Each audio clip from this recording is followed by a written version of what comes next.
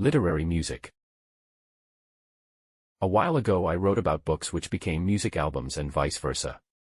There is also music which is in a literal aspect as valuable as books. There are lyrics which can be read as poetry. Some lyrics are pure poetry. Leonard Cohen and Patti Smith are two examples of singing poets.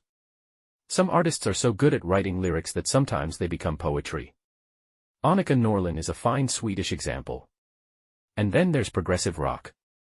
Rock bands that like to make concept albums where a story is told through a larger part of the whole record. One of these bands was Rush, now disbanded with the tragic death of drummer Neil Peart.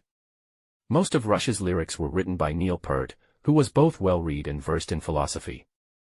Rush made a big breakthrough with the classic 2112, which came out in 1976. The entire first side of the album is a dystopian story about a future, year 2112, where the Federation, consisting of high priests, rules society with an iron fist. The main character finds, in a cave, an old guitar which he manages to tune and produce music through. But when he shows his discovery to the high priests, they condemn him, saying that it was precisely such things that destroyed the old world.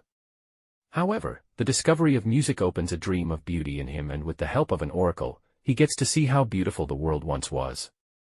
He finally realizes the impossibility of living under Federation control. He hopes that death will bring him to the world he sees in his dreams.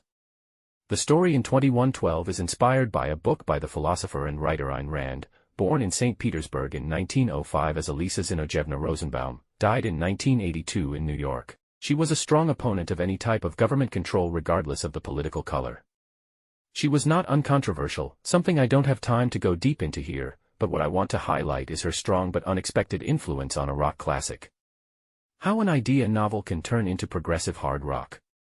In 1978, Rush released the album Hemispheres, which I personally think is an even better album than 2112. The start of the album is about Apollo and Dionysus' fight for the human soul. This struggle leads to an Armageddon where a war between intellect and beauty unfolds. However, it all ends with the strange force Cygnus, bringer of balance, creating balance in the world again. In the closing, acoustic song, Geddy Lee sings, "Let the truth of love be lighted. Let the love of truth shine clear." Ever since I heard Hemispheres for the first time, it's been a favorite that I still haven't gotten sick of.